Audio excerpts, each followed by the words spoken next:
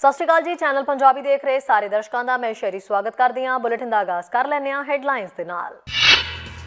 Metro Vancouver ਦੇ ਵਿੱਚ ਫਿਰ ਤੋਂ ਵਧੀਆਂ ਗੈਸ ਦੀਆਂ ਕੀਮਤਾਂ। ਸ਼ੁੱਕਰਵਾਰ ਸਵੇਰ ਤੋਂ ਕਾਫੀ ਗੈਸ ਸਟੇਸ਼ਨਾਂ ਤੇ 2.16 1 ਲੀਟਰ ਦੇ ਹਿਸਾਬ ਨਾਲ ਮਿਲੀ ਗੈਸ। ਕੈਨੇਡਾ 'ਚ ਬੇਰੁਜ਼ਗਾਰੀ ਦਰ ਅਪ੍ਰੈਲ ਮਹੀਨੇ ਘਟ ਕੇ ਹੋਈ 5.2%। ਦੀ ਅਰਥ ਵਿਵਸਥਾ ਵਿੱਚ 15,300 ਨੌਕਰੀਆਂ ਸ਼ਾਮਿਲ ਕਰਨਾ ਬਣਿਆ ਕਾਰਨ। ਨਸਲਵਾਦ ਵਿਰੋਧੀ ਡੇਟਾ ਐਕਟ ਲਿਆਉਣਾ ਇੱਕ ਚੰਗਾ ਉਪਰਾਲਾ। ਕਈ ਮੁੱਦਿਆਂ ਤੇ ਸਰਕਾਰ ਨੂੰ ਧਿਆਨ ਦੇਣ ਦੀ ਲੋੜ। ਜਿਹਦੇ ਖਬਰਾਂ ਵਿਸਥਾਰ ਦੇ ਨਾਲ। ਔਰ ਸਭ ਤੋਂ ਪਹਿਲਾਂ ਅਹਿਮ ਖਬਰ ਤੇ ਚਿੰਤਾਜਨਕ ਖਬਰ, ਜਿਵੇਂ ਹੀ ਅੱਜ ਤੇਲ ਦੀਆਂ ਕੀਮਤਾਂ ਦਾ ਪਤਾ ਲੱਗਿਆ। ਜੀ ਹਾਂ, ਫਿਊਲ ਦੇ ਵਿੱਚ ਅੱਜ ਜਿਹੜੀ ਤੇਜ਼ੀ ਦੇਖੀ ਗਈ ਹੈ, ਯਾਨੀ ਕਿ ਜਿਹੜਾ ਵਾਧਾ ਦੇਖਿਆ ਗਿਆ, ਉਸਨੇ ਕਾਫੀ ਹੱਦ ਤੱਕ BC ਵਾਸੀਆਂ ਨੂੰ ਚਿੰਤਾ ਦੇ ਵਿੱਚ ਪਾ ਦਿੱਤਾ ਹੈ। ਮੈਟਰੋ ਵੈਨਕੂਵਰ ਦੇ ਵਿੱਚ ਕਈ ਥਾਵਾਂ ਦੇ ਉੱਤੇ 1 ਲੀਟਰ ਜਿਹੜਾ ਤੇਲ ਹੈ ਉਹ ਅੱਜ $2.16 ਡਾਲਰ ਦੇ ਹਿਸਾਬ ਦੇ ਨਾਲ ਜਿਹੜਾ ਹੈ ਉਸ ਦੀ ਕੀਮਤ ਅਦਾ ਕਰਨੀ ਪਈ। ਬਹੁਤ ਸਾਰੇ ਪੰਪਾਂ ਦੇ ਉੱਤੇ ਇਹੀ ਸਥਿਤੀ ਜਿਹੜੀ ਹੈ ਉਹ ਦੇਖਣ ਨੂੰ ਮਿਲੀ। ਜਿਹੜੇ ਟਰੱਕ ਡਰਾਈਵਰ ਨੇ ਉਹਨਾਂ ਦਾ ਕਹਿਣਾ ਹੈ ਕਿ ਖਪਤਕਾਰ ਜਿਹੜੇ ਨੇ ਉਹਨਾਂ ਨੂੰ ਵਾਧੂ ਅਦਾਇਗੀ ਦਿੱਤੀ ਜਾਏਗੀ, ਕਿਉਂਕਿ ਉਹਨਾਂ ਦੇ ਖਰਚੇ ਵੱਧ ਰਹੇ ਨੇ। ਬਹੁਤ ਸਾਰੇ ਅਜਿਹੇ ਲੋਕ ਨੇ ਜਿਹੜੇ ਕਿ BC ਦੇ ਵਿੱਚ ਜ਼ਿਆਦਾਤਰ ਤੇਲ ਟੈਕਸ ਜਿਹੜਾ ਅਦਾ ਕਰ ਰਹੇ ਨੇ। ਕੀ ਤੁਸੀਂ ਸੋਚਿਆ ਸੀ ਕਿ ਤੁਹਾਡੀ ਗੱਡੀ ਨੂੰ ਤੇਲ ਪਾਉਣਾ ਇੰਨਾ ਮਹਿੰਗਾ ਹੋਵੇਗਾ? ਮੈਟਰੋ ਵੈਨਕੂਵਰ ਦੇ ਆਲੇ ਦੁਆਲੇ ਗੈਸ ਦੀਆਂ ਕੀਮਤਾਂ ਸ਼ੁੱਕਰਵਾਰ ਸਵੇਰ ਤੱਕ ਰਾਤੋਂ ਰਾਤ ਵੱਧ ਗਈਆਂ। ਬਹੁਤ ਸਾਰੇ ਸਟੇਸ਼ਨਾਂ ਨੇ 1 ਲੀਟਰ ਨਿਯਮਤ ਦੇ ਲਈ $2.16 ਜਿਹੜੇ ਨੇ ਉਹ ਦਰਜ ਕੀਤੇ ਤੇ ਇਹ ਆਖਰੀ ਨਹੀਂ ਹੈ। ਇੱਕ ਉਦਯੋਗ ਦੇ ਅੰਦਰਲੇ ਸੂਤਰਾਂ ਦਾ ਕਹਿਣਾ ਹੈ ਕਿ ਕੀਮਤ ਇਸ ਹਫ਼ਤੇ ਦੇ ਅੰਤ ਵਿੱਚ ਘੱਟੋ ਘੱਟ 2 ਸੈਂਟ ਤੱਕ ਵਧਣ ਦੀ ਉਮੀਦ ਹੈ। ਰੋਜਰ ਮੈਕਨਾਈਟ ਪ੍ਰੋ ਇੰਟਰਨੈਸ਼ਨਲ ਵਿਸ਼ੇਸ਼ज्ञ ਜੋ ਨੇ ਉਹ ਕਹਿੰਦੇ, ਮੈਂ ਇਹ ਨਹੀਂ ਸੋਚਦਾ ਕਿ ਮੈਟਰੋ ਵੈਨਕੂਵਰ ਦੇ ਡਰਾਈਵਰਾਂ ਨੂੰ ਜਲਦੀ ਹੀ ਰਾਹਤ ਮਿਲਣ ਵਾਲੀ ਹੈ। ਅਗਲੇ ਮਹੀਨੇ ਤੋਂ 6 ਹਫ਼ਤਿਆਂ ਤੱਕ ਚੇਤਾਵਨੀ ਡਰਾਉਣੀ ਹੋਵੇਗੀ। ਉਹਨਾਂ ਕਿਹਾ ਕਿ ਮੈਂ ਕੀਮਤਾਂ ਨੂੰ ਵਧਣ ਤੋਂ ਰੋਕਣ ਲਈ ਕੁਝ ਨਹੀਂ ਦੇਖ ਸਕਦਾ। ਅਜਿਹਾ ਇਸ ਲਈ ਹੈ ਕਿਉਂਕਿ ਕੱਚੇ ਤੇਲ, ਗੈਸੋਲੀਨ ਤੇ ਡੀਜ਼ਲ ਦੀ ਸਪਲਾਈ ਦੇ ਵਿੱਚ ਭਾਰੀ ਸਮੱਸਿਆ ਹੈ। ਵਸਤੂਆਂ ਬਹੁਤ ਘੱਟ ਨੇ ਤੇ ਫਿਰ ਤੁਹਾਡੇ ਕੋਲ ਯੂਕਰੇਨ ਦੀ ਸਥਿਤੀ ਵੀ ਹੈ, ਜਿੱਥੇ ਸਾਲ ਦੇ ਅੰਤ ਤੱਕ ਰੂਸ ਤੋਂ ਕੱਚੇ ਤੇਲ ਦੀ ਸਪਲਾਈ ਬੰਦ ਹੋਣ ਜਾ ਰਹੀ ਹੈ। ਇਸ ਲਈ ਇਹ ਵਿਸ਼ਵ ਪੱਧਰ ਤੇ ਇੱਕ ਗੰਭੀਰ ਸਮੱਸਿਆ ਪੈਦਾ ਕਰਦਾ ਹੈ ਜਿੱਥੋਂ ਤੱਕ ਕਿ ਕੱਚੇ ਤੇਲ ਦਾ ਸਬੰਧ ਹੈ। ਇਸ ਲਈ ਇਹ ਉਦੋਂ ਤੱਕ ਪੰਪਾਂ ਤੇ ਪਾਬੰਦੀ ਰੱਖੇਗਾ ਜਦੋਂ ਤੱਕ ਕੋਈ ਹੱਲ ਨਹੀਂ ਮਿਲ ਜਾਂਦਾ। ਮੈਕਨਾਈਟ ਦਾ ਕਹਿਣਾ ਹੈ ਕਿ ਡੀਜ਼ਲ ਦੀ ਕੀਮਤ ਗੈਸ ਵਾਂਗ ਹੀ ਵੱਧ ਰਹੀ ਹੈ। 1 ਸਾਲ ਪਹਿਲਾਂ ਡੀਜ਼ਲ ਦੀ ਰਾਸ਼ਟਰੀ ਔਸਤ ਪੰਪ ਕੀਮਤ $1.23 ਲੀਟਰ ਸੀ। ਅੱਜ ਇਹ $2.6 ਲੀਟਰ ਤੇ ਬੈਠਦੀ ਹੈ। ਲੋਅਰ ਮੇਨਲੈਂਡ ਤੇ ਇਹ ਕੀਮਤ 2.35 ਲੀਟਰ ਦੇ ਨੇੜੇ ਹੈ। ਉਹਨਾਂ ਮੈਟਰੋ ਵੈਨਕੂਵਰ ਵੱਲ ਵੀ ਇਸ਼ਾਰਾ ਕੀਤਾ, ਜੋ ਦੇਸ਼ ਵਿੱਚ ਕੁਝ ਸਭ ਤੋਂ ਵੱਧ ਗੈਸ ਟੈਕਸ ਅਦਾ ਕਰ ਰਿਹਾ ਹੈ ਤੇ ਸੂਬੇ ਵਿੱਚ ਸਥਿਤ ਸਿਰਫ ਇੱਕ ਰਿਫਾਈਨਰੀ ਸਮੱਸਿਆ ਨੂੰ ਹੋਰ ਵਧਾ ਰਿਹਾ ਹੈ। ਡੀਜ਼ਲ ਦੀ ਕੀਮਤ ਪਿਛਲੀ ਗਿਰਾਵਟ ਨਾਲੋਂ ਲਗਭਗ 60% ਵੱਧ ਹੈ। ਇਸ ਲਈ 60% ਇੱਕ ਬਹੁਤ ਵੱਡਾ ਵਾਧਾ ਹੈ।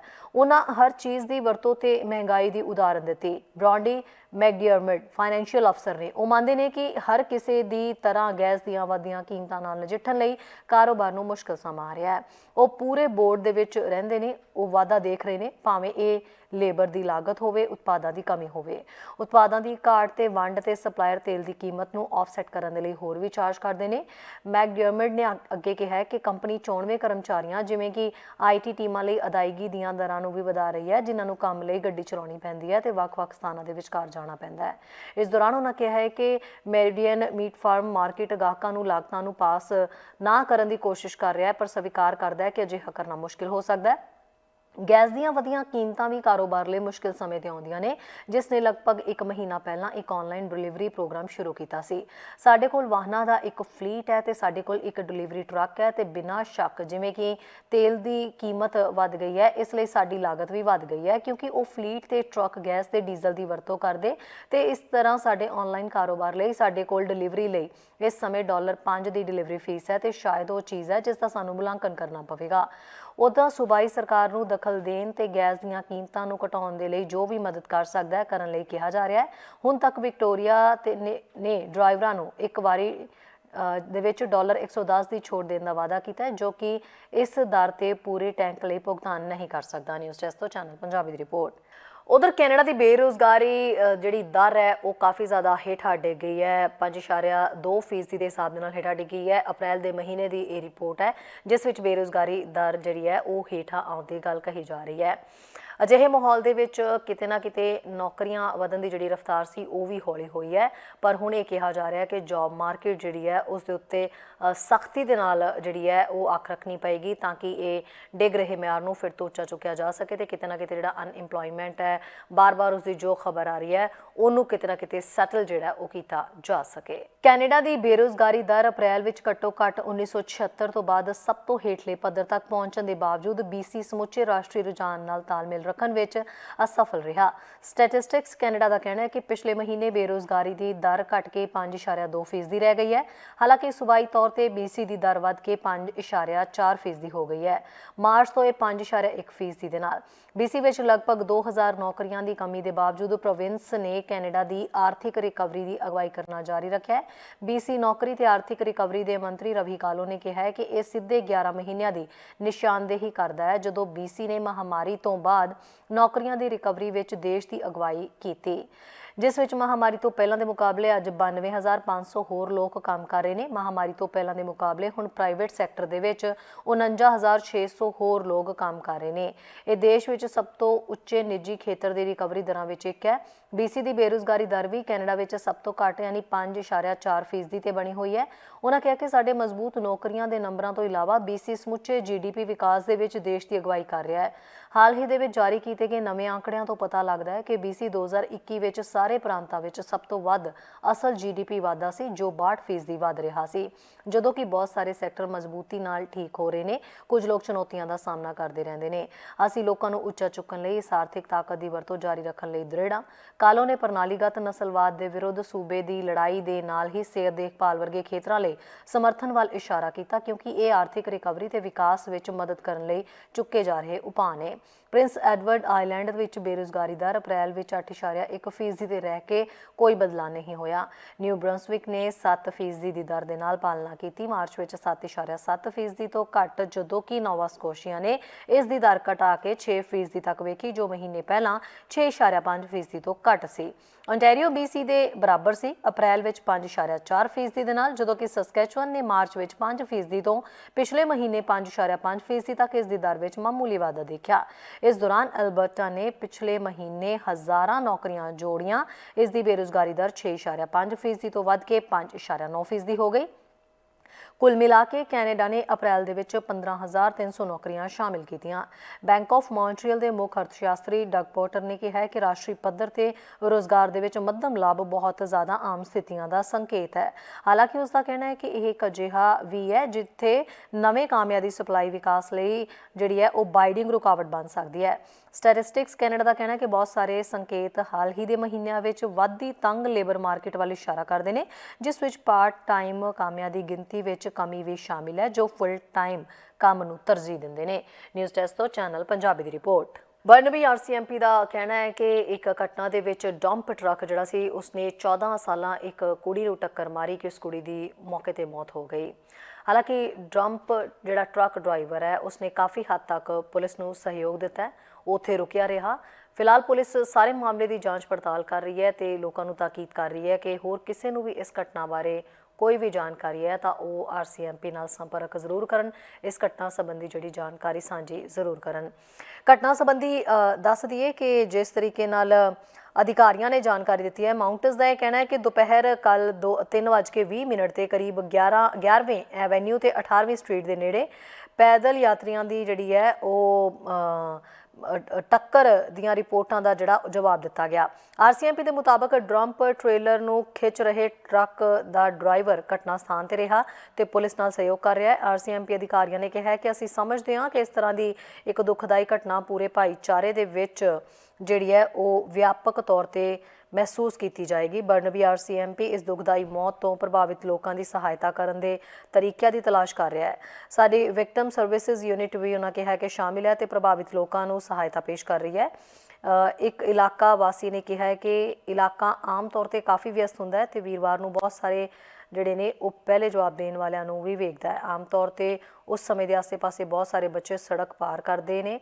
ਇਹ ਆਮ ਤੌਰ ਤੇ ਬਹੁਤ ਇੱਥੇ ਵਾਹਨਾਂ ਦੀ ਵੀ ਹੈ, ਖਚਾਖਚ ਰਹਿੰਦੀ ਹੈ, ਭਰੀ ਹੋਈ ਸੜਕ ਹੈ ਤੇ ਇਹ ਆਮ ਤੌਰ ਤੇ ਵੱਡੇ ਵਾਹਨਾਂ ਤੇ ਟਰੱਕਾਂ ਤੇ ਇਸ ਦੇ ਤਰ੍ਹਾਂ ਦੇ ਕਾਫੀ ਵਿਅਸਤ ਹੁੰਦੀ ਹੈ। ਬਰਨਬੀ RCMP ਅਪਰਾਧਿਕ ਟਰੱਕ ਹਾਲਾਤਾਂ ਦਾ ਪਤਾ ਲਗਾਉਣ ਲਈ ਜਾਂਚ ਵੀ ਕਰ ਰਹੇ ਨੇ। ਨਾਲ ਹੀ ਡਰਾਈਵਰ ਦੀ ਕਮਜ਼ੋਰੀ ਦਾ ਸ਼ੱਕ ਫਿਲਹਾਲ ਨਹੀਂ ਦਰਸਾਇਆ ਜਾ ਰਿਹਾ। ਇਲਾਕੇ ਨੂੰ ਕਈ ਘੰਟੇ ਲਈ ਆਵਾਜਾਈ ਲਈ ਬੰਦ ਕਰ ਦਿੱਤਾ ਗਿਆ। ਕੁਝ ਆਸੇ-ਪਾਸੇ ਦੀਆਂ ਸੜਕਾਂ ਫਿਲਹਾਲ ਖੋਲ੍ਹ ਦਿੱਤੀਆਂ ਗਈਆਂ ਨੇ। ਕਿਸੇ ਨੂੰ ਵੀ ਇਸ ਟਰੱਕ ਸੰਬੰਧੀ ਹੋਰ ਜਾਣਕਾਰੀ ਦੇਣ ਹੋਇਆ ਜਿਸ ਦੇ ਕੋਲ 11ਵੇਂ ਐਵੇਨਿਊ ਦੇ ਖੇਤਰ ਤੋਂ ਜਾਂ 18ਵੀਂ ਸਟਰੀਟ ਤੋਂ 15ਵੀਂ ਸਟਰੀਟ ਦੇ ਵਿਚਕਾਰ ਦੁਪਹਿਰ 3 ਵਜੇ ਤੋਂ ਡੈਸ਼ ਕੈਮ ਵੀਡੀਓ ਹੋ ਸਕਦਾ ਹੈ। ਉਹ RCMP ਨਾਲ 6046469999 ਤੇ ਸੰਪਰਕ ਕਰ ਸਕਦਾ ਹੈ। ਜਿਹਦੇ ਅੱਗੇ ਦੇਖਦੇ ਹਾਂ ਐਡਮਿੰਟਨ ਤੋਂ ਸਾਡੇ ਸੀਨੀਅਰ ਪੱਤਰਕਾਰ ਕੁਲਮੀਤ ਸਿੰਘ ਸੰਘਾ ਦੀ ਇੱਕ ਖਾਸ ਅਪਡੇਟ। ਚੈਨਲ ਪੰਜਾਬੀ ਵੇਖ ਰਹੇ ਸਮੂਹ ਦਰਸ਼ਕਾਂ ਨੂੰ ਕੁਲਮੀਤ ਸਿੰਘ ਵੱਲੋਂ ਨਿੱਘੀ ਜੀ ਆਇਆਂ। ਵਾਹਿਗੁਰੂ ਜੀ ਕਾ ਖਾਲਸਾ, ਵਾਹਿਗੁਰੂ ਜੀ ਕੀ ਫਤਿਹ। ਐਡਮਿੰਟਨ ਸ਼ਹਿਰ ਤੋਂ ਦੋਸਤੋ ਇੱਕ ਖਬਰ ਲੈ ਕੇ ਤੁਹਾਡੇ ਲਈ ਹਾਜ਼ਰ ਹਾਂ। City of Edmonton the police ਨੇ ਇੱਕ ਜਿਹੜੇ ਜੀ ਚਾਰਜਸ ਲਾਏ ਨੇ ਕਿਉਂਕਿ ਪਿਛਲੇ ਦਿਨਾਂ ਵਿੱਚ 6 ਹਮਲੇ ਹੋ ਚੁੱਕੇ ਆ ਉਹਨਾਂ ਲੋਕਾਂ 'ਤੇ ਜਿਨ੍ਹਾਂ ਦਾ ਰੰਗ ਗੋਰਾ ਨਹੀਂ ਹੈ, ਯਾਨੀ ਕਿ ਜਿਹੜੇ ਦੂਸਰੇ ਰੰਗਾਂ ਵਾਲੇ ਲੋਕ ਆ ਉਹਨਾਂ 'ਤੇ ਅਟੈਕ ਹੋ ਰਹੇ ਨੇ। ਅਤੇ ਕੱਲ੍ਹ ਫਿਰ ਪੁਲਿਸ ਵਾਲਿਆਂ ਨੇ ਚਾਰਜਸ ਲਾਏ ਨੇ ਜੀ। ਐਡਮਿੰਟਨ ਪੁਲਿਸ ਦਾ ਕਹਿਣਾ ਕਿ ਇਹ ਹਮਲੇ ਜਿਹੜੇ ਆ ਪਿਛਲੇ ਦਿਨਾਂ ਵਿੱਚ ਬੜੇ ਅਲਾਰਮਿੰਗ ਰੇਟ 'ਤੇ ਵਧੇ ਨੇ ਔਰ ਉਹਨਾਂ ਨੂੰ ਇਸ ਗੱਲ 'ਤੇ ਫਿਕਰ ਲੱਗਾ ਹੋਇਆ ਹੈ ਵੀ ਕਿਉਂਕਿ ਬਹੁਤ ਸਾਰੇ ਲੋਕ ਆਪਣਾ ਘਰ ਛੱਡ ਕੇ ਬਾਹਰ ਨਹੀਂ ਜਾ ਰਹੇ ਔਰ ਆਪਣੀ ਜਿਹੜੀ ਜ਼ਿੰਦਗੀ ਜੀਣੀ ਚਾਹੁੰਦੇ ਆ ਉਹ ਜੀ ਨਹੀਂ ਸਕਦੇ। ਔਰ ਉਹਨਾਂ ਨੇ ਇਹ ਵੀ ਦੱਸਿਆ ਵੀ ਲੋਕੀ ਨਾ ਤਾਂ ਆਪਣਾ ਜਿਸ ਤਰ੍ਹਾਂ ਦਾ ਉਹਨਾਂ ਦਾ ਪਹਿਰਾਵਾ ਉਹ ਨਹੀਂ ਪਾ ਰਿਹਾ, ਨਾ ਉਹ ਚਰਚ ਜਾ ਸਕਦੇ, ਯਾਨੀ ਕਿ ਕੋਈ ਵੀ ਪਲੇਸ ਆਫ ਵਰਸ਼ਿਪ ਆ ਉਹ ਕਹਿੰਦਾ ਵੀ ਉੱਥੇ ਉਹ ਜਾ ਨਹੀਂ ਸਕਦੇ। ਅਤੇ ਲੋਕ ਅੰਦਰੋਂ ਅੰਦਰ ਹੀ ਘਰਾਂ ਦੇ ਵਿੱਚ ਹੀ ਬੈਠੇ ਆ ਕਿਉਂਕਿ ਇਹਨਾਂ ਦੇ ਉੱਤੋਂ ਉਹ ਡਰ ਰਿਹਾ ਵੀ ਕੋਈ ਰਾਹ 'ਚ ਜਾਂਦਿਆਂ 'ਤੇ ਹਮਲਾ ਨਾ ਕਰ ਦੇਵੇ। ਪੁਲਿਸ ਦਾ ਕਹਿਣਾ ਕਿ ਇੱਕ ਨਾ 34 ਸਾਲਾਂ ਦਾ ਵਿਅਕਤੀ ਆ ਜਿਹਦੇ 'ਤੇ ਇਹ ਦੋਸ਼ ਲੱਗੇ ਨੇ। 2 ਦੋਸ਼ ਲੱਗੇ ਆ ਉਹਦੇ 'ਤੇ ਕਿ ਉਹਨੇ ਇੱਕ ਸਾਊਥ ਏਸ਼ੀਅਨ ਵਿਅਕਤੀ ਜਿਹਦੇ ਪੱਗ ਪਾਈ ਹੋਈ ਸੀਗੀ ਉਹਦੇ ਉੱਤੇ ਉਹਨੇ ਜੀ ਥੁੱਕਿਆ ਅਤੇ ਨਾਲੇ ਉਹਨੂੰ ਧਮਕੀ ਦਿੱਤੀ ਅਤੇ ਨਾਲ ਦੀ ਨਾਲ ਜੋ ਉਹਨੇ ਉਹਦੇ 'ਤੇ ਕਿਉਂਕਿ ਰੇਸ਼ੀਅਲ ਕੌਮੈਂਟਸ ਦਿੱਤੇ, ਘਟੀਆ ਗੱਲਬਾਤ ਉਹਨੂੰ ਕਹੀ। ਔਰ ਫਿਰ ਇੱਕ 17 ਸਾਲਾਂ ਦਾ ਵਿਅਕਤੀ ਆ ਉਹਦੇ 'ਤੇ ਵੀ 2 ਕਾਊਂਟਸ ਜਿਹੜੇ ਆ ਜੀ ਇਸੇ ਤਰ੍ਹਾਂ ਦੇ ਲੱਗਦੇ ਨੇ ਚਾਰਜਸ। ਉਹਨੇ ਇੱਕ ਕਾਲੇ ਵਰਕਰ ਦੇ ਉੱਤੇ ਔਰ ਸਾਊਥ ਏਸ਼ੀਅਨ ਵਰਕਰ ਦੇ ਉੱਤੇ ਉਹਨੇ ਥੁੱਕਿਆ ਅਤੇ ਨਾਲ ਰੇਸ਼ੀਅਲੀ ਗਾਲਾਂ ਕੱਢੀਆਂ। ਉਹ ਇੱਕ ਰੈਸਟੋਰੈਂਟ ਵਿੱਚ ਕੰਮਕਾਰ ਕਰ ਰਹੇ ਸੀਗੇ ਜੀ, ਡਰਾਈਵ ਥਰੂ ਦੇ ਵਿੱਚ ਜਦੋਂ ਇਹ ਗੱਲ ਵਾਪਰੀ ਆ। ਔਰ ਇੱਕ 39 ਸਾਲਾਂ ਦਾ ਵਿਅਕਤੀ ਆ, ਹਾਲਾਂਕਿ ਉਹਦੀ ਉਹ ਕਹਿੰਦੇ ਜੀ ਹੁਣ ਮੌਤ ਹੋ ਚੁੱਕੀ ਆ, ਉਹਦੇ 'ਤੇ ਵੀ ਚਾਰਜਸ ਲੱਗਦੇ ਆ। ਉਹਨੇ ਪਿੱਛੇ ਜਿਹੇ ਇੱਕ ਕਾਲੀ ਔਰਤ ਅਤੇ ਗੋਰਾ ਉਹਦਾ ਹਸਬੈਂਡ ਬੱਚੇ ਨੂੰ ਲੈ ਕੇ ਸਟਰੋਲਰ ਦੇ ਵਿੱਚ ਜਾ ਰਹੇ ਸੀ ਅਤੇ ਉਹਨਾਂ ਨੂੰ ਉਹਨੇ ਪਿਸਤੌਲ ਦਿਖਾ ਲਿਆ ਅਤੇ ਬੁਰਾ ਭਲਾ ਆਖਿਆ। ਔਰ ਇੱਕ 46 ਸਾਲਾਂ ਦਾ ਬੰਦਾ ਜੀ ਉਹਦੇ 'ਤੇ ਵੀ ਚਾਰਜ ਲੱਗੇ ਹੋਏ ਨੇ ਕਿਉਂਕਿ ਉਹਨੇ 3 ਕਾਲੇ ਵਿਅਕਤੀਆਂ ਦੇ ਉੱਤੇ ਵੱਖਰੇ ਵੱਖਰੇ ਟਾਈਮ 'ਤੇ ਹਮਲੇ ਕੀਤੇ ਸੀਗੇ। ਸੋ ਇਹ ਦੇਖੋ ਤੁਸੀਂ 23 ਹੇਟ ਮੋਟੀਵੇਟਡ ਕ੍ਰਾਈਮਸ ਹੋਏ ਨੇ ਜਨਵਰੀ ਤੋਂ ਮਾਰਚ ਤਾਈਂ, ਜਦੋਂ ਕਿ ਪਿਛਲੇ ਸਾਲ ਇਹ ਸਿਰਫ 13 ਹੀ ਹੋਏ ਸੀਗੇ। ਸੋ ਇਸ ਕਰਕੇ ਪੁਲਿਸ ਇਸ ਵੇਲੇ ਘਬਰਾਈ ਹੋਈ ਹੈ ਵੀ ਇਹ ਕਿਉਂ ਵੱਧ ਰਹੇ ਨੇ। ਉਹਨਾਂ ਨੇ ਇੱਕ ਕਾਰਨ ਇਹਦਾ ਦੱਸਿਆ, ਉਹ ਕਹਿੰਦੇ ਜੀ ਵੀ ਪਿਛਲੇ ਪੈਂਡੈਮਿਕ ਕਰਕੇ ਲੋਕ ਘਰਾਂ ਵਿੱਚ ਬੰਦ ਸੀਗੇ, ਬਾਹਰ ਨਹੀਂ ਸੀ ਆ ਰਹੇ ਅਤੇ ਹੁਣ ਜਿਉਂ ਹੀ ਉਹ ਕੰਡੀਸ਼ਨਾਂ ਜਾਂ ਕਹਿ ਲਓ ਰਿਸਟ੍ਰਿਕਸ਼ਨਸ ਹਟੀਆਂ ਨੇ ਅਤੇ ਲੋਕ ਬਾਹਰ ਆਉਂਦੇ ਆ ਤਾਂ ਉਹ ਇਸ ਤਰ੍ਹਾਂ ਦਾ ਬਿਹੇਵੀਅਰ ਦੇਖਣ ਨੂੰ ਮਿਲ ਰਿਹਾ। ਉਹਨਾਂ ਨੇ ਲੋਕਾਂ ਨੂੰ ਮਤਲਬ ਤਸੱਲੀ ਦਿਵਾਉਣ ਦੀ ਕੋਸ਼ਿਸ਼ ਕੀਤੀ ਕਿ ਭਾਈ ਤੁਸੀਂ ਆਪਣੇ ਜਿਹੜੇ ਵੀ ਪਲੇਸਿਸ ਆਫ ਵਰਸ਼ਿਪ ਆ ਉੱਥੇ ਜ਼ਰੂਰ ਜਾਓ, ਆਪਣੀ ਜ਼ਿੰਦਗੀ ਜੀਣੀ ਜਿਹੜੀ ਆ ਰੈਗੂਲਰਲੀ ਉੱਦਾਂ ਕਰੋ। ਅਤੇ ਪਰ ਅਸੀਂ ਕੋਸ਼ਿਸ਼ ਕਰਦੇ ਹਾਂ ਵੀ ਜੇ ਇੱਦਾਂ ਦੀ ਕੋਈ ਗੱਲ ਹੁੰਦੀ ਹੈ ਤਾਂ ਉਹ ਕਹਿੰਦੇ ਵੀ ਪੁਲਿਸ ਨੂੰ ਜ਼ਰੂਰ ਤੁਸੀਂ ਰਿਪੋਰਟ ਵੀ ਕਰਨਾ ਹੈਗਾ। ਚੈਨਲ ਪੰਜਾਬੀ ਲਈ ਕੁਲਮੀਤ ਸਿੰਘ ਸੰਘਾ, ਐਡਮਿੰਟਨ। ਤੁਹਾਨੂੰ ਦੱਸਦੇ ਕਿ ਜਿਸ ਤਰੀਕੇ ਦੇ ਨਾਲ ਨਸਲਵਾਦ ਵਿਰੋਧੀ ਡੇਟਾ ਐਕਟ ਲਿਆਉਣ ਦੀ ਗੱਲ ਕਹੀ ਜਾ ਰਹੀ ਹੈ, ਉਸ ਡੇਟਾ ਐਕਟ ਨੂੰ ਲੈ ਕੇ ਕਈ ਤਰ੍ਹਾਂ ਦੀਆਂ ਹੁਣ ਗੱਲਾਂ ਸਾਹਮਣੇ ਆ ਰਹੀਆਂ ਨੇ। ਖਾਸ ਕਰਕੇ ਕਿਹਾ ਜਾ ਰਿਹਾ ਕਿ ਇਹ ਡੇਟਾ ਐਕਟ ਜਿਹੜਾ ਲਿਆਂਦਾ ਜਾ ਰਿਹਾ ਇੱਕ ਚੰਗਾ ਉਪਰਾਲਾ ਮੰਨਿਆ ਜਾ ਸਕਦਾ ਹੈ, ਪਰ ਨਸਲਵਾਦ ਦੇ ਉੱਤੇ ਜਿਹੜੀ ਹੈ ਸਖਤੀ ਨਾਲ ਨਕੇਲ ਕੱਸਣੀ ਪਏਗੀ ਕਿਉਂਕਿ ਇਸ ਚੀਜ਼ ਦੇ ਨਾਲ ਮੈਂਟਲ ਹੈਲਥ, ਕਿਤੇ ਨਾ ਕਿਤੇ ਓਵਰਡੋਜ਼ ਦੇ ਮਾਮਲੇ, ਕਿਤੇ ਨਾ ਕਿਤੇ ਜਿਹੜੀ ਹੈ ਹਾਊਸਿੰਗ ਮਾਰਕੀਟ, ਬੇਘਰ ਜਿਹੜੇ ਲੋਕ ਨੇ, ਇਹ ਸਭ ਚੀਜ਼ਾਂ ਇਸ ਦੇ ਨਾਲ ਜੁੜ ਰਹੀਆਂ ਨੇ। ਸੋ ਸਰਕਾਰਾਂ ਨੂੰ ਵੀ ਇਹ ਤਾਕੀਦ ਕੀਤੀ ਜਾ ਰਹੀ ਹੈ ਕਿ ਸਰਕਾਰਾਂ ਸਖਤੀ ਦੇ ਨਾਲ ਇਹਨਾਂ ਮਾਮਲਿਆਂ ਨਾਲ ਨਿਪਟਣ, ਖਾਸ ਕਰਕੇ ਭੇਦਭਾਵ ਜਿਹੜੀਆਂ ਸੰਸਥਾਵਾਂ ਇਸ ਦੇ ਲਈ ਅੱਗੇ ਆ ਰਹੀਆਂ ਨੇ, ਸਰਕਾਰ ਉਹਨਾਂ ਨਾਲ ਭੇਦਭਾਵ ਛੱਡ ਕੇ ਸਾਰਿਆਂ ਦੀ ਮਦਦ ਲਈ ਅੱਗੇ ਆਉਣ ਤੇ ਕੁਝ ਫੰਡ ਦਿੱਤੇ ਜਾਣ ਤਾਂ ਕਿ ਉਹ ਇਹਨਾਂ ਚੀਜ਼ਾਂ ਨੂੰ ਨਕੇਲ ਪਾਉਣ ਦੇ ਵਿੱਚ ਕਾਮਯਾਬ ਹੋ ਸਕਣ। ਇਸ ਸੰਬੰਧੀ ਸਮਾਜ ਸੇਵਕ ਜਿਹੜੇ ਹੈਗੇ ਨੇ ਉਹਨਾਂ ਨਾਲ ਵੀ ਸਾਡੀ ਅੱਜ ਗੱਲਬਾਤ ਹੋਈ ਹੈ। ਉਹਨਾਂ ਨੇ ਇਸ ਸੰਬੰਧੀ ਵਿਸਥਾਰ ਦੇ ਨਾਲ ਜਿਹੜੀ ਹੈ ਜਾਣਕਾਰੀ ਦਿੱਤੀ ਹੈ। ਉਪਕਾਰ ਤਾਤਲੇ ਦਾ ਇਸ ਸੰਬੰਧੀ ਹੋਰ ਕੀ ਕੁਝ ਕਹਿਣਾ, ਆਓ ਸੁਣਦੇ ਹਾਂ। ਸਤਿ ਸ਼੍ਰੀ ਅਕਾਲ ਜੀ। ਇਸ ਵੇਲੇ BC ਦੇ ਵਿੱਚ ਬਹੁਤ ਸਾਰੇ ਅਜਿਹੇ ਮੁੱਦੇ ਨੇ ਜਿਹੜੇ ਕਿ ਮੂੰਹ ਅੱਡੇ ਖੜੇ ਨੇ, ਪਰ ਉਹਨਾਂ ਦਾ ਹੱਲ ਹਜੇ ਨਹੀਂ ਹੋ ਰਿਹਾ ਕਿਉਂਕਿ ਸਰਕਾਰਾਂ ਆਪਣੇ ਇਲੈਕਸ਼ਨਸ ਦੇ ਵਿੱਚ ਬਿਜ਼ੀ ਰਹਿੰਦੀਆਂ ਨੇ, ਵੱਡੇ ਵੱਡੇ ਦਾਅਵੇ ਕਰਦੀਆਂ ਨੇ, ਵਾਅਦੇ ਕਰਦੀਆਂ ਨੇ, ਪਰ ਪੂਰੇ ਕਦੋਂ ਕੀਤੇ ਜਾਣਗੇ ਉਹ ਤਾਰੀਖ ਮਿੱਥੀ ਨਹੀਂ ਜਾਂਦੀ। ਹਾਲ ਹੀ ਦੇ ਵਿੱਚ ਹੁਣ ਨਸਲਵਾਦ ਦਾ ਬੜਾ ਵੱਡਾ ਮੁੱਦਾ ਸੀ, ਜਿਹਨੂੰ ਲੈ ਕੇ ਇਹ ਕਿਹਾ ਜਾ ਰਿਹਾ ਕਿ ਜਿਹੜਾ ਨਸਲਵਾਦ ਵਿਰੋਧੀ ਐਕਟ ਜਿਹੜਾ ਹੈਗਾ ਉਹਨੂੰ ਲੈ ਕੇ ਡਾਟਾ ਲਿਆਂਦਾ ਜਾ ਰਿਹਾ ਹੈ। ਉਹ ਡਾਟਾ ਐਕਟ ਜਦੋਂ ਲਿਆਂਦਾ ਜਾਏਗਾ, ਉਹਨੂੰ ਪਾਸ ਕੀਤਾ ਜਾਏਗਾ ਤੇ ਉਹਦੇ ਨਾਲ ਕਾਫੀ ਜ਼ਿਆਦਾ ਫਰਕ ਪੈ ਜਾਏਗਾ। ਉਪਕਾਰ ਤਾਤਲੇ ਜੀ ਜਿਹੜੇ ਨੇ ਉਹ ਸਾਡੇ ਨਾਲ ਇਸ ਵੇਲੇ ਜੁੜੇ ਹੋਏ ਨੇ, ਉਹਨਾਂ ਤੋਂ ਜਾਣਦੇ ਆ ਵੀ ਇਸ ਐਕਟ ਦੇ ਨਾਲ ਕਿੰਨਾ ਕੁ ਪ੍ਰਭਾਵ ਪਏਗਾ ਤੇ ਕਿਵੇਂ ਦਾ ਪਏਗਾ। ਉਪਕਾਰ ਤਾਤਲੇ ਜੀ, ਅਸੀਂ ਇਸ ਡਾਟਾ ਐਕਟ ਬਾਰੇ ਸੁਣ ਚੁੱਕੇ ਹਾਂ। ਹੁਣ ਜਿਹੜਾ ਲਿਆਂਦਾ ਜਾ ਰਿਹਾ ਨਸਲਵਾਦ ਨੂੰ ਖਤਮ ਕਰਨ ਦੀ ਜਿਹੜੀ ਗੱਲ ਕਹੀ ਜਾ ਰਹੀ ਹੈ, ਇਹ ਡਾਟਾ ਐਕਟ ਆਪਣੇ ਆਪ ਦੇ ਵਿੱਚ ਕਿਵੇਂ ਕੰਮ ਕਰੇਗਾ, ਕਿੰਨਾ ਕੁ ਕਿਫਾਇਤੀ ਹੋਏਗਾ, ਕਿੰਨਾ ਕੁ ਇਹਦੇ ਨਾਲ ਫਰਕ ਪਏਗਾ? ਜਿਹੜੀ ਡਾਟਾ ਐਕਟ ਹੁਣ ਅਨਾਉਂਸ ਕੀਤੀ ਗਈ ਹੈ, ਹੋਪਫੁਲੀ ਨੈਕਸਟ ਈਅਰ ਐਕਟ ਵੀ ਬਣ ਜੂਗੀ। ਇਹਦਾ ਮੇਨ ਫਾਇਦਾ ਕਮਿਊਨਿਟੀ ਨੂੰ ਹੀ ਹੋਣਾ, ਕਿਉਂਕਿ ਨੰਬਰ 1 ਜਿਹੜਾ ਹੁਣ ਇਨਫੋਰਮੇਸ਼ਨ ਅਸੀਂ ਵੀ ਕਲੈਕਟ ਕਰ ਰਹੇ ਹਾਂ ਜਾਂ ਸੁਣਦੇ ਹੁੰਦੇ ਲੋਕਾਂ ਤੋਂ, ਉਹ ਅਸੀਂ ਲੈ ਕੇ ਉਹਨੂੰ ਸਿਕਿਉਰ ਰੱਖਦੇ ਹਾਂ, ਫਿਰ ਅਸੀਂ ਇਲਾਜ ਸੋਲੂਸ਼ਨਸ ਰਿਸੋਰਸਿਸ ਕ੍ਰੀਏਟ ਕਰਦੇ ਹਾਂ। ਹੁਣ ਕੀ ਹੋਣਾ, ਜਿਹੜੇ ਸਿਕਿਉਰ ਤਰੀਕੇ ਨਾਲ ਉਹ ਅਬਟੇਨ ਕੀਤਾ ਜਾਣਾ ਤੇ ਫਿਰ ਸਰਕਾਰ ਨੇ ਉਹਨੂੰ ਕੰਪਾਈਲ ਕਰਕੇ ਫਿਰ ਡਿਸੈਮੀਨੇਟ ਕਰਨੀ, ਮਤਲਬ ਵੀ ਉਹ ਲੋਕਾਂ ਨੂੰ ਦੇਣਗੇ ਤੇ ਲੋਕਾਂ ਨੂੰ ਵੀ, ਤੇ ਜਿੰਨੇ ਅਡਲਟ ਸੰਸਥਾ ਨੇ ਸਾਡੇ ਵੀ ਨੇ, ਹੋਰ ਵੀ ਆਰਗੇਨਾਈਜੇਸ਼ਨਸ ਨੇ, ਉਹਨਾਂ ਨੂੰ ਸਾਂਝੀ ਸਾਰਿਆਂ ਨੂੰ ਮਿਲਿਆ ਕਰਨੀ ਸਿਕਿਉਰ ਫੋਰਮੈਟ ਦੇ ਵਿੱਚ ਲੋਕਾਂ ਬਾਰੇ ਇਨਫੋਰਮੇਸ਼ਨ, ਤਾਂ ਕਿ ਕੁਛ ਵੀ ਸੋਲੂਸ਼ਨਸ ਨੇ, ਜੇ ਕੁਛ ਪ੍ਰੋਬਲਮ ਹੈ ਕਮਿਊਨਿਟੀ 'ਚ ਹੋਵੇ, ਆ ਜਿਹੜੇ ਹੁਣ ਓਵਰਡੋਸ ਕ੍ਰਾਈਸਿਸ ਆ, ਮੈਂਟਲ ਹੈਲਥ ਚੈਲੰਜਸ ਨੇ, ਪੈਂਡੈਮਿਕ ਰਿਲੇਟਡ ਵੀ, ਕੋਵਿਡ ਰਿਲੇਟਡ ਵੀ, ਹਾਊਸਿੰਗ, ਹੋਮਲੈਸਨੈਸ, ਇਹ ਸਾਰੇ ਇਲਾਜ ਫਿਰ ਉਹ ਜਿਹੜਾ ਡਾਟਾ ਸੈੱਟ ਹੋਊਗਾ ਉਹਦੇ ਵੱਲੋਂ ਕਹਿ ਲਓ ਇਨਫੋਰਮੇਸ਼ਨ ਕੱਢ ਕੇ ਫਿਰ ਤੁਸੀਂ ਕ੍ਰੀਏਟ ਕਰ ਸਕੋਗੇ ਸਿਕਿਉਰ ਫੋਰਮੈਟ ਤਰੀਕੇ ਨਾਲ। ਇਸ ਵੇਲੇ ਜਦੋਂ ਹਾਲਾਤ ਦੇਖੇ ਜਾਣ ਤਾਂ ਮੈਂਟਲ ਹੈਲਥ ਦੇ ਇਸ਼ੂ ਬਹੁਤ ਜ਼ਿਆਦਾ ਨੇ। ਹਾਊਸਿੰਗ ਦਾ ਮੁੱਦਾ ਜਿਹੜਾ ਉਹ ਜਿਉਂ ਦਾ ਤਿਉਂ ਖੜਿਆ ਹੋਇਆ, ਬੇਘਰ ਜਿਹੜੇ ਲੋਕ ਨੇ ਉਹ ਆਪਣੇ ਤੌਰ ਦੇ ਉੱਤੇ ਇੰਤਜ਼ਾਰ ਕਰ ਰਹੇ ਨੇ। ਸੋ ਬਹੁਤ ਸਾਰੇ ਜਿਹੜੇ ਮੁੱਦੇ ਨੇ ਜਿਉਂ ਦੇ ਤਿਉਂ ਖੜੇ ਨੇ। ਇੱਕ ਪਾਸੇ ਕ੍ਰਾਈਸਿਸ ਜਿਹਦੇ ਨਾਲ ਅਸੀਂ ਜੂਝ ਰਹੇ ਹਾਂ, ਆਰਥਿਕ ਰਿਪੋਰਟ ਜਦੋਂ ਵੀ ਆਉਂਦੀ ਹੈ, ਇਨਫਲੇਸ਼ਨ ਰੇਟ ਕਿੱਥੇ ਤੱਕ ਜਾ ਰਿਹਾ ਉਹ ਅਸੀਂ ਸਭ ਦੇਖ ਰਹੇ ਹਾਂ।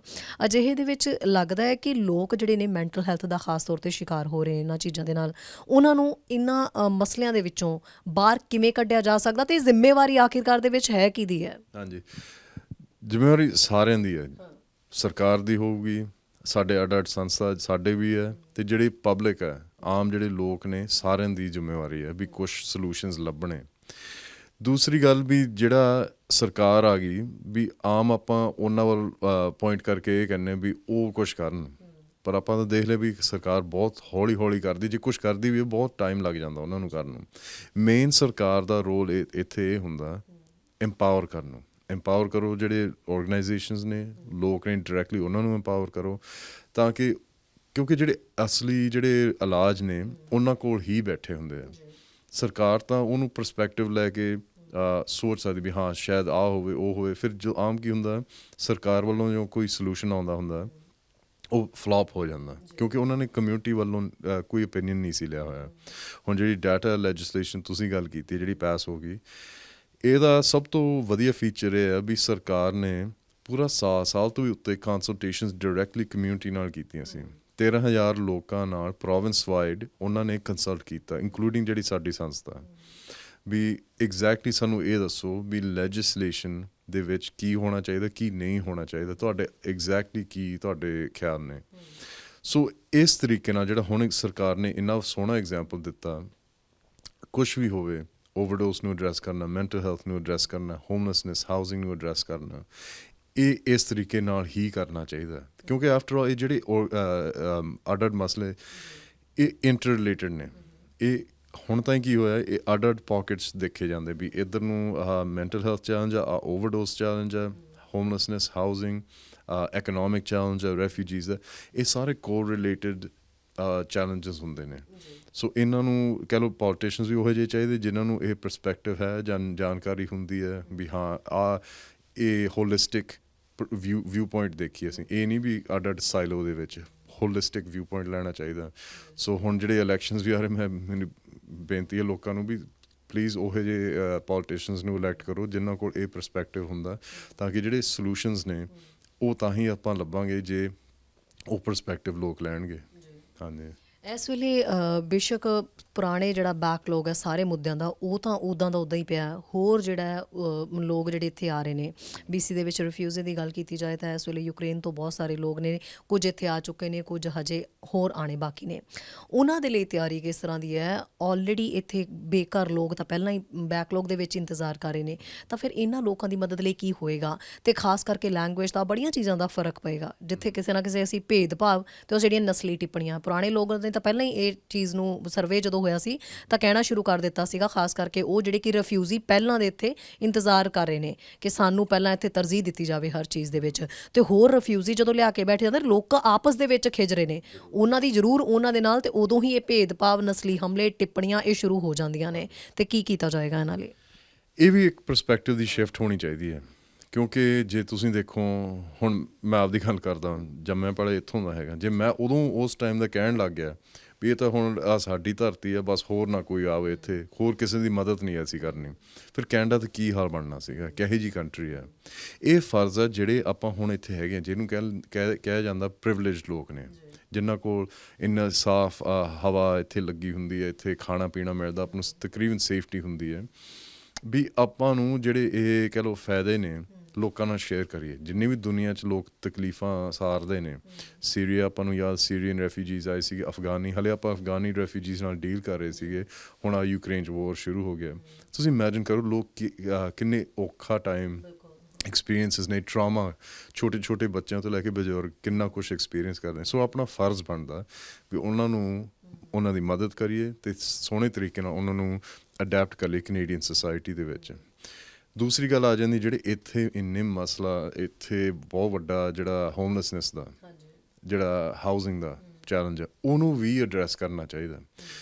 ਕਿਉਂਕਿ ਸਹੀ ਗੱਲ ਆ ਤੁਹਾਡੀ ਵੀ ਇਹ ਨਾ ਹੋਵੇ ਵੀ ਜਿਹੜੇ ਆਪਣੇ ਨਵੇਂ ਕੈਨੇਡੀਅਨਸ ਇੱਥੇ ਆ ਰਹੇ ਨੇ, ਰੈਫਿਊਜੀਜ਼ ਆ ਰਹੇ ਨੇ, ਕਿਸੇ ਦਿਨ ਉਹ ਵੀ ਉਸ ਸਿਚੁਏਸ਼ਨ 'ਚ ਪਹੁੰਚ ਜਾਏ। ਕਿਉਂਕਿ ਮੈਂ ਤੁਹਾਨੂੰ ਦੱਸ ਸਕਦਾ, ਜਿਹੜੇ ਸਾਡੀ ਸ਼ੈਲਟਰ ਸਾਈਟ ਹੈ, ਸ਼ੈਲਟਰ ਸਾਈਟ ਦੇ ਵਿੱਚ ਕਿੰਨੇ ਲੋਕ ਨੇ ਜਿਹੜੇ ਕੈਨੇਡੀਅਨਸ ਮੰਨੇ ਜਾਂਦੇ ਨੇ, ਜਿਹਨੂੰ ਕਹਿੰਦੇ ਵਰਕਿੰਗ ਪੂਅਰ, ਜਿਨ੍ਹਾਂ ਕੋਲ ਨੌਕਰੀਆਂ ਵੀ ਹੈਗੀਆਂ ਨੇ, ਪਰ ਉਹਨਾਂ ਕੋਲ ਇੰਨਾ ਕਹਿ ਲਓ ਇਨਕਮ ਆਉਂਦੀ ਨਹੀਂ ਤਾਂ ਕਿ ਬ੍ਰੈਕਫਾਸਟ, ਲੰਚ, ਡਿਨਰ ਖਾਣਾ ਕੁਛ ਅਫੋਰਡ ਕਰ ਸਕਣ, ਨਾ ਕੋਈ ਸੌਣ ਦਾ ਕੋਈ ਥਾਂ ਅਫੋਰਡ ਕਰ ਸਕਦੇ। ਹੁਣ ਆਪਾਂ ਨੂੰ ਇਹ ਵੀ ਪਤਾ ਵੀ ਹਾਊਸਿੰਗ ਪ੍ਰਾਈਸਿਸ ਕਿੰਨੀਆਂ ਵਧੀਆਂ ਹੋਈਆਂ ਨੇ। ਇਕੱਲਾ ਇਹ ਨਹੀਂ ਵੀ ਘਰ ਨੂੰ ਪਰਚੇਸ ਕਰਨਾ, ਤੁਸੀਂ ਦੇਖੋ ਰੈਂਟਸ ਕਿੰਨੇ ਵਧੇ ਹੋਏ ਨੇ।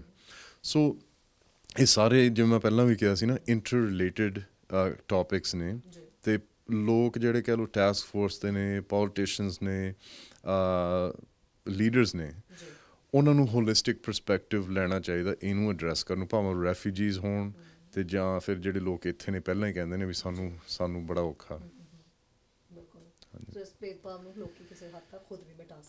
ਹਾਂਜੀ ਹਾਂਜੀ, ਪਾਵਰ ਤਾਂ ਦੇਖੋ ਆਪਣੇ ਕੋਲ ਹੀ ਹੈਗੀ ਹੈ, ਅਤੇ ਜੇ ਆਪਾਂ ਐਕਸਰਸਾਈਜ਼ ਕਰਾਂਗੇ ਫਿਰ ਆਪਾਂ ਕੁਛ ਇਹਦਾ ਇਲਾਜ ਲੱਭ ਸਕਾਂਗੇ। ਜੇ ਆਪਾਂ ਪਹਿਲਾਂ ਹੀ ਉਹਨਾਂ ਨੂੰ ਸਰਕਾਰ ਵੱਲ ਪੁਆਇੰਟ ਕਰੀ ਜਾਈਏ, ਹੈ ਨਾ, ਵੀ ਇਹ ਕਰਨਗੇ, ਚਲੋ ਇਹਨਾਂ ਨੂੰ ਕਹਿ ਦਿਓ, ਹੈ ਨਾ, MP ਨੂੰ ਲਿਖੋ, ਆਪਾਂ MLA ਨੂੰ ਲਿਖੋ, ਇਹ ਤਾਂ ਆਪਾਂ ਨੂੰ ਕਿੰਨੇ ਸਾਲ ਹੋ ਗਏ ਇਹੋ ਜਿਹਾ ਕੁਛ ਕਰਦਿਆਂ ਨੂੰ। ਮੇਨ ਪਾਵਰ ਹੈਗੀ ਆ ਲੋਕਾਂ ਕੋਲ, ਹੈ ਨਾ। ਆਵਾਜ਼ ਉਠਾਓ, ਜਦੋਂ ਇਲੈਕਸ਼ਨ ਹੁੰਦੇ ਨੇ, ਹੁਣ ਆਹ ਮਿਊਨਿਸਪਲ ਇਲੈਕਸ਼ਨਸ ਆ ਰਹੇ ਨੇ, ਜ਼ਰੂਰ ਆਪਦੀ ਆਵਾਜ਼ ਉਠਾਓ। ਕੁਛ ਡਿਬੇਟ ਹੁੰਦੇ ਆ, ਤੁਸੀਂ ਆਪ ਫੋਨ ਕਰੋ, ਆਪ ਸ਼ਾਮਲ ਹੋ, ਸਵਾਲ ਪੁੱਛੋ ਪੋਲੀਟੀਸ਼ੀਅਨਸ ਤੋਂ ਵੀ ਤੁਹਾਡੇ ਇਹ ਖਾਸ ਇਸ਼ੂ 'ਤੇ ਤੁਹਾਡਾ ਕੀ ਜਵਾਬ ਆ। ਅਤੇ ਇਹ ਨਹੀਂ ਵੀ ਉੱਤੋਂ ਹੀ ਉਹ ਜਵਾਬ ਤੁਹਾਨੂੰ ਦੇਣ, ਡੀਟੇਲ ਨਾਲ ਪੁੱਛੋ ਵੀ ਤੁਹਾਡਾ, ਹਾਂ, ਤੁਹਾਡੀ ਕਿੰਨੀ ਸਮਝ ਆ ਇਸ ਟੌਪਿਕ ਬਾਰੇ। ਅਤੇ ਦੂਸਰੀ ਗੱਲ, ਤੁਸੀਂ ਜੇ ਕੋਈ ਸਲਿਊਸ਼ਨ ਸਾਨੂੰ ਦਿੰਦੇ ਹੋ ਵੀ ਕੀ ਇਹਦਾ ਟਾਈਮਲਾਈਨਸ ਨੇ ਤੁਹਾਡੀਆਂ, ਹੈ ਨਾ। ਇਹ ਨਾ ਹੋਵੇ ਵੀ ਤੁਸੀਂ ਕਹੋ ਵੀ ਸਾਡੇ ਜੇ ਪਾਰਟੀ ਲੀਡਰਸ ਨੇ ਉਹ ਇਹ ਕਹਿ ਰਹੇ ਨੇ, ਅਸੀਂ ਵੀ ਉਹੀ ਚੀਜ਼ ਕਹਿੰਦੇ ਹਾਂ, ਜਾਂ ਫਿਰ ਸਾਡੀ ਆਹ ਪਲੈਟਫਾਰਮ, ਅਸੀਂ ਕੋਸ਼ਿਸ਼ ਕਰਾਂਗੇ 10 ਸਾਲ ਪਹਿਲਾਂ ਸਾਡੀ ਸਰਕਾਰ ਹੈ ਜਿਹਨੇ ਆਹ ਕੀਤਾ ਸੀ, ਅਸੀਂ ਤਾਂ ਹੁਣ ਜਿਹੜੇ ਅੱਜ ਦੇ ਪ੍ਰੈਸ਼ਰਸ ਨੇ ਉਹਨਾਂ ਨਾਲ ਡੀਲ ਕਰ ਰਹੇ ਹਾਂ, ਤੁਸੀਂ ਉਸ ਟੌਪਿਕ 'ਤੇ ਗੱਲ ਕਰੋ।